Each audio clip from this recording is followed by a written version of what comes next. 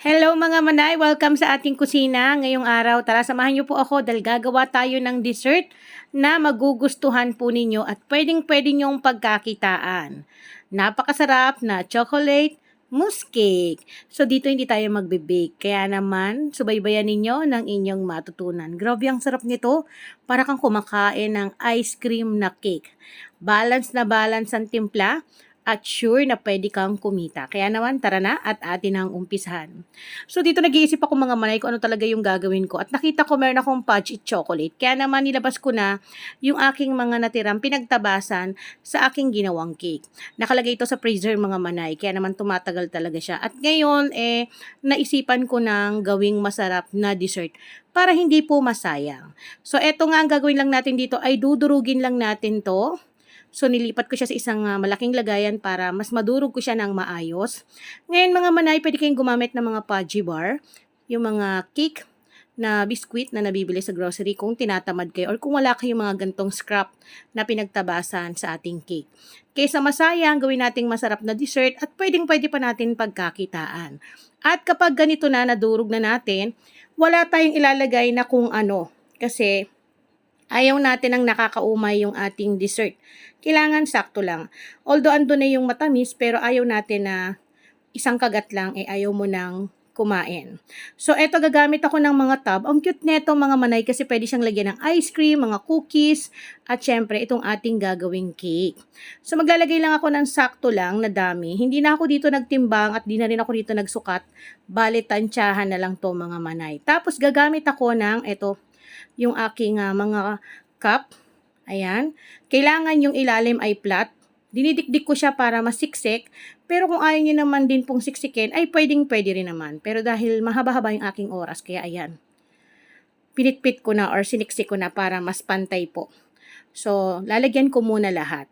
Ngayon, alam ko magtatanong na naman kayo manay, saan po nabibili yung lagay na? Lalagay ko na lamang po yung link sa aking description box sa baba mga manay ha. So, gagawin ko muna to. Alam ko marami sa ating mga home baker na kadalasan marami tayong pinagtabasan na nasasayang. Huwag mong itapon, gawin nating masarap na dessert. At dahil tapos na, nakagawa tayo rito ng 11 pieces. O, di ba ang dami? So, ang gagawin natin, mag-start na tayong gumawa ng ating pang-icing. So, syempre, gagamit tayo ang pinakamalakas, Whip It Bakersfield. So, ganito lang naman kadali magbukas nito. Gagamit kayo ng, ito yung ating cutter. Then, guhitan nyo lang po or ikat nyo lang sa buong gilid. Kung gagamitin nyo po lahat. Para po, ginagawa natin to para walang sayang. Siyempre, lahat nagtataasan na. Lahat nagmamahalan na. Tayo na lang ang hindi minamahal. Char. So, ganyan, gagamit tayo ng cake scraper para said na said. Walang sayang. So, ganito yung pagsimot. Para po talagang nagagamit natin lahat. Dahil bawat patak, bawat mga nasa singit-singit niyan ay napaka-importante. Siyempre bilang baker, kailangan nasusulit natin lahat ng ating binibili. Sisimutin natin yan, hindi pwedeng may matitira. Ito mga natitira na to, gagamit ulit tayo ng ating scraper, ayan. Pwede din ang inyong spatula. Siksikin nyo yan, tas kayurin ninyo ng may pagmamahal. Ang arte. So ayan, di ba? Simot na simot. Walang masasayang. Then, ilagay na natin sa ating mixing bowl. So, dito mga manay, gagamit po ako ng stand mixer. At again, pwede kayong gumamit ng hand mixer ha. Alam ko maraming magtatanong sa inyo, manay, hindi ko ma-achieve yung tamang pagmix ng ating Whip It. Mga manay, napakadali lang. Ayan o, minimix natin hanggang ilalim, kailangan pati gilid. I-mix niyo into high speed hanggang sa mag-lighten siya.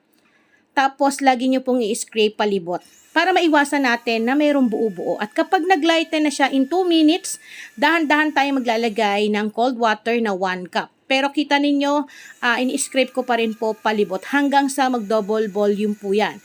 Then, dito maglalagay po ako ng 250 ml ng all-purpose cream. Nakita nyo? Para po talagang ice cream na ice cream. Once na makita na natin na ayan na, stable na yung ating Whip It pang icing natin sa ating dessert. So, dito iisipin mo mga manay, in just 5 to 6 minutes, meron ka ng mala ice cream na icing na pang dessert. So, hinati ko lang po ito. Bali, nagbawas ako ng kulang kalahati dun sa ating 1 kilo. Yun yung lalagay natin sa ibabaw. Then, etong natira ay hahaluan natin ng ating napakasarap para talagang chocolatey ang ating chocolate mousse cake. Maglalagay tayo ng Fudge It Chocolate ng Bakersfield. So, dito tatansyahin ko lang mga manay. Ito po ay pwedeng palaman, pwedeng pang-frosting. So, nasa inyo na kung gusto nyo, kung anong gawin nyo rito. Pwede mo talagang papakin kasi napakasarap, napaka-chocolatey.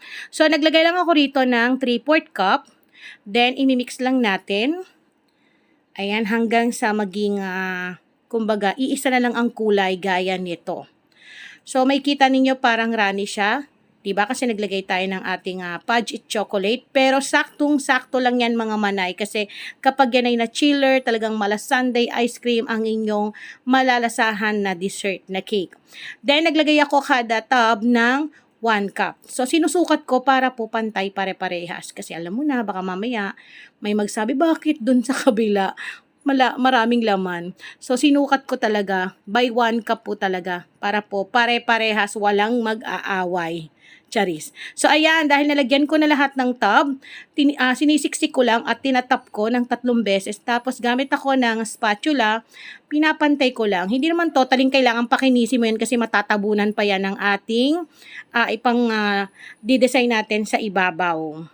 Kaya sa mga nag-iisip ng dagdag na pagkakakitaan, itry nyo po ito. Talaga namang napakasarap ng dessert na to kasi hindi nakakaumay. At habang busy ako rito sa pagpantay nitong ating icing sa ibabaw, eto na. So maglalagay na tayo ng design. Ang gamit ko dito ay 6B. Alam ko 6B to mga manay. So maglalagay tayo ng pinaka-design sa ibabaw. Diba alam naman natin yung chocolate mousse cake, may ganyan. Ayan oh. Ang cute. Alam nyo ba habang ginagawa ko to, ang tingin ko rito parang maliliit na siopaw. Kasi ang cute ng design niya. At kitang-kita nyo yung design. Napaka-stable. Siyempre, ganun kaganda ang Whip It mga manay. Hindi siya na-overmix. At the same time, ang dami mo na talagang magagawa. Yung 1 kilo, nagkasya dito sa aking ginawa. O, di ba ang dami? So, pwedeng-pwede ka na talagang kumita. Then, sasagutin ko na rin kahit ilang beses ko na itong nasagot. Maraming nagtatanong pa rin na, Manay, paano yan kapag may tira akong icing? Paano yung tamang pag-store nito? So, pag may natira kayong ganitong icing, ilagay nyo lang po sa isang closed container o ziplock, then ilagay po sa chiller. Tumatagal po yon ng 1 week.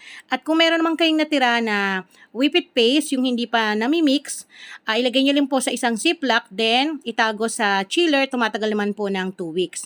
So, dito, nakikita ninyo, nagdi-drizzle na ako. Ang gamit ko naman dito yung ating Fudge It Chocolate. So, binutasan ko lang ng maliit na maliit yung ating piping bag. Tapos, nag-drip lang tayo. Drizzle lang tayo. So, ganyan lang po para magandang tignan na talaga namang nakakatakam, nakakagutom, nakakaakit. So, ayun na lahat. Then, syempre, hindi pa natatapos dyan. Maglalagay na tayo rito ng takip. Pero papakita ko muna sa inyo yung layer by layer. Diba? Ang gandang tignan.